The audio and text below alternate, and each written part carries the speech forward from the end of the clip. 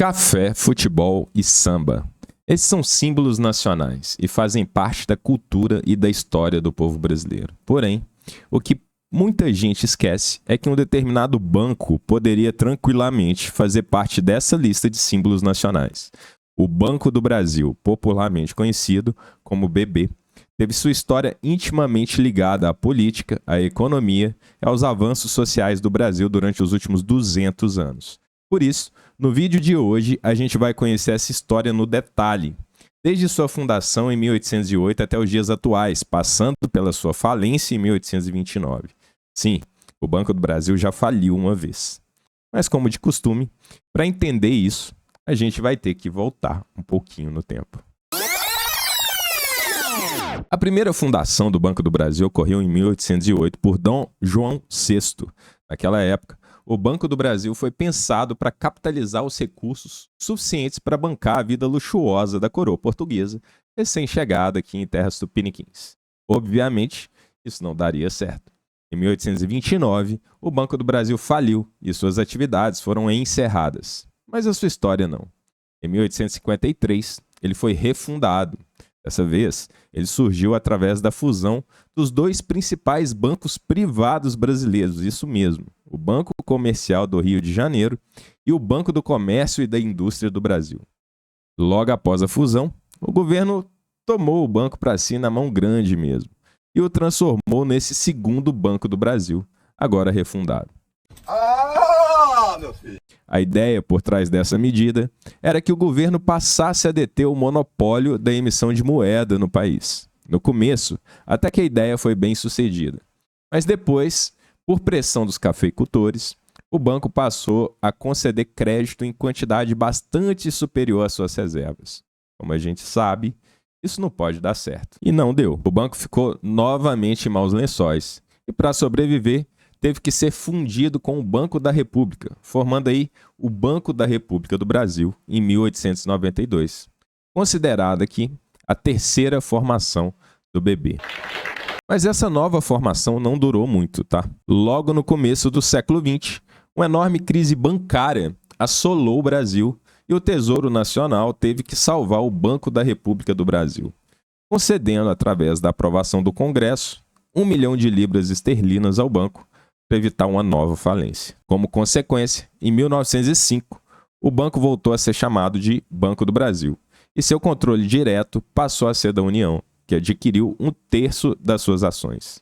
Assim, em 1905, deu-se início ao Banco do Brasil da forma como a gente conhece ele hoje. Já no ano seguinte, suas ações foram lançadas na Bolsa de Valores, sendo a primeira empresa listada do país. Como a gente já comentou, antes da criação do Banco Central, era o BB quem exercia a função de autoridade monetária. Lembra que o governo queria ter o monopólio de emissão da moeda aqui no país? Acontece que em 1920 ele passou a atuar com a carteira de redescontos também, que é a concessão de empréstimos para outros bancos e instituições financeiras que estão com pouco dinheiro em caixa para manter suas operações. Isso dava ao governo federal um maior poder de fiscalização dos outros bancos, uma vez que ele tinha acesso às informações sobre todos os redescontos concedidos. Mas essa não foi a única função importantíssima do Banco do Brasil. Lá por volta de 1930, o BB passou a exercer a função desenvolvimentista.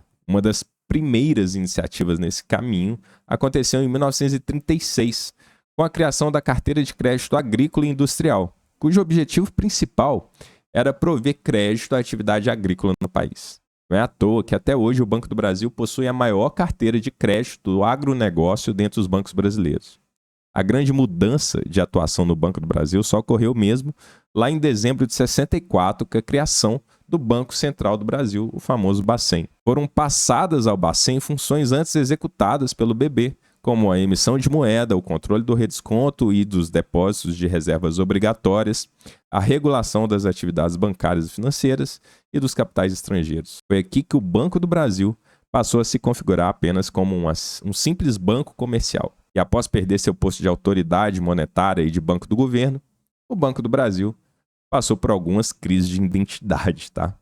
Essas crises acabaram culminando em 1986, com a constituição da BB, Distribuidora de Títulos e Valores Mobiliários, e foi o pontapé inicial da transformação do Banco do Brasil em um conglomerado financeiro. Já no ano seguinte, 4 subsidiárias passaram a integrar o conjunto de empresas sob guarda-chuva do BB, que foram a BB Financeira, a BB Leasing, a BB Corretora de Seguros e Administradora de Bens e a BB Administradora de Crédito. Todas essas iniciativas, somadas às outras ao longo do século XX, contribuíram para que o BB se tornasse líder em inovações do setor bancário brasileiro já na década de 80. Entre elas, o oferecimento de caderneta de poupança rural, conhecida como Poupança Ouro, e o oferecimento do Orocar, que foi o primeiro cartão de crédito de uso múltiplo no país. Mas a situação voltou a ficar complicada entre 94 e 96. Naquele período, a baixa qualidade do crédito em carteiras e a súbita sobrevalorização do real causaram uma perda cambial significativa ao BB. Isso fez com que em 96 ele precisasse fazer um aumento de capital na ordem de 8 bilhões de reais, equivalente a mais ou menos 40 bilhões de reais nos dias de hoje. Para deixar mais claro, é isso que os bancos fazem quando estão em dificuldades financeiras e precisam evitar um colapso. A consequência dessa chamada de capital tão expressiva foi o aumento da participação da União no capital total do banco, que passou de 30% para 72,7% das ações. Mas mesmo assim, o então governo do FHC optou por isolar o banco de influências políticas e reduzir o poder dos representantes do governo nos conselhos de administração e fiscal. Mas foi só no governo Lula mesmo que a participação do governo federal no banco acabou diminuindo, pelo menos no que diz respeito ao número de ações controladas.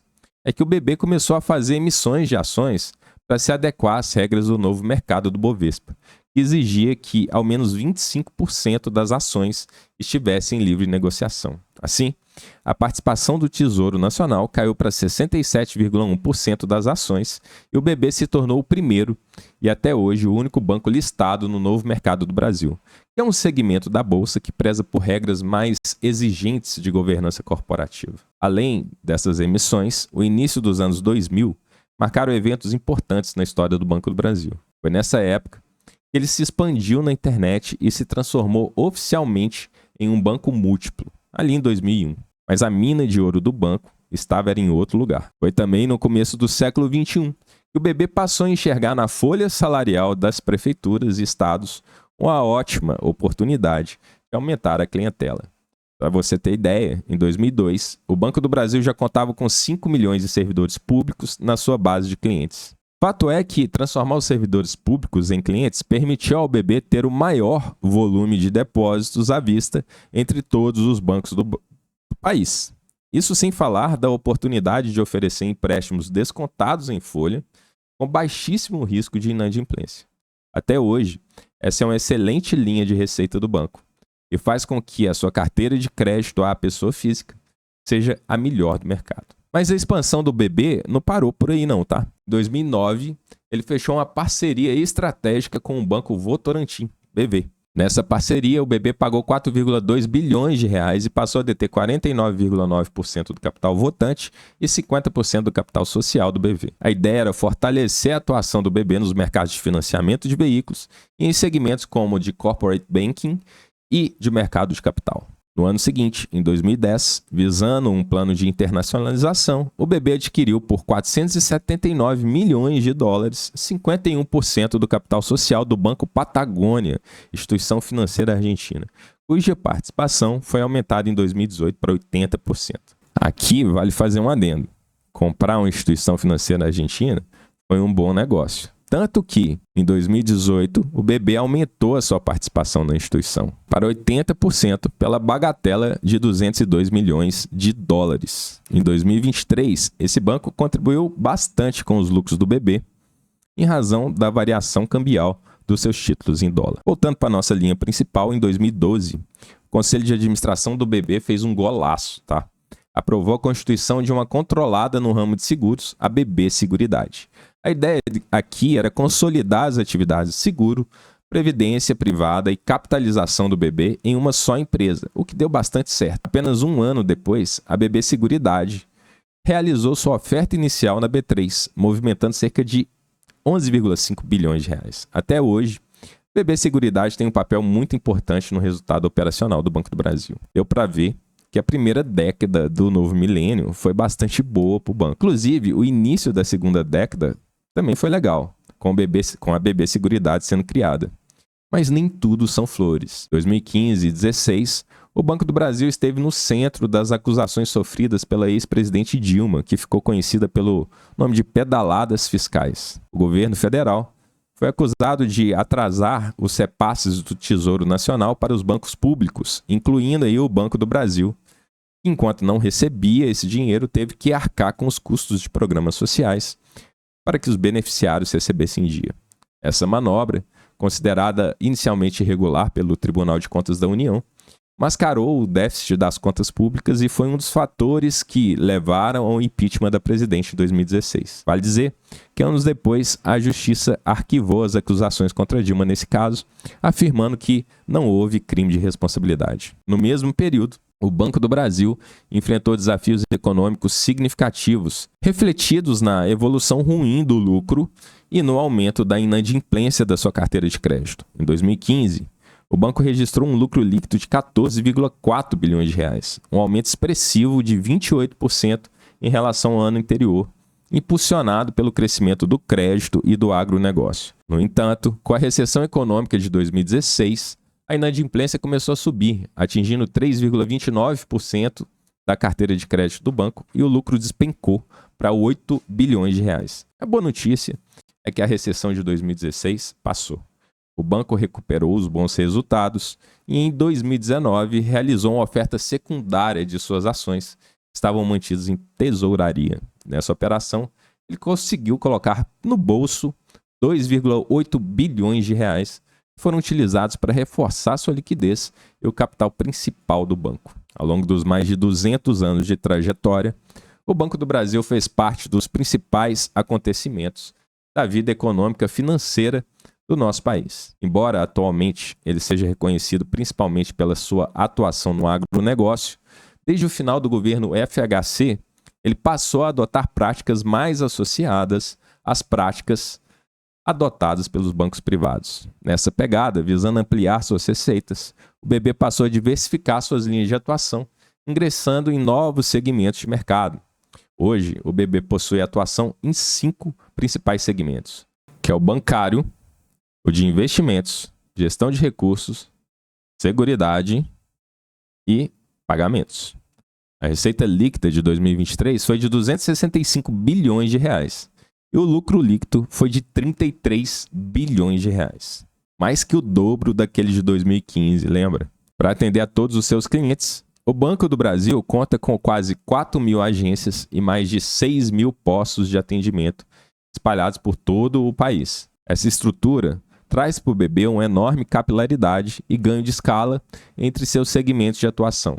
Ao todo, são mais de 70 milhões de clientes, o que coloca o banco no top 5 dos bancos brasileiros com o maior número de clientes no país. O governo federal ainda é o acionista majoritário e ele tem o controle da empresa com um pouco mais de 50% das ações.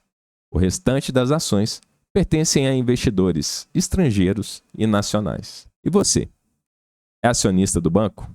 Se for, me fala aí nos comentários. Agora, se você gostou desse vídeo, eu recomendo que você assista esse aqui, que conta a história de uma empresa que moldou o Brasil, nascida na era de Getúlio Vargas. Por fim, se você ficou comigo até agora, meu muito obrigado e até o próximo vídeo.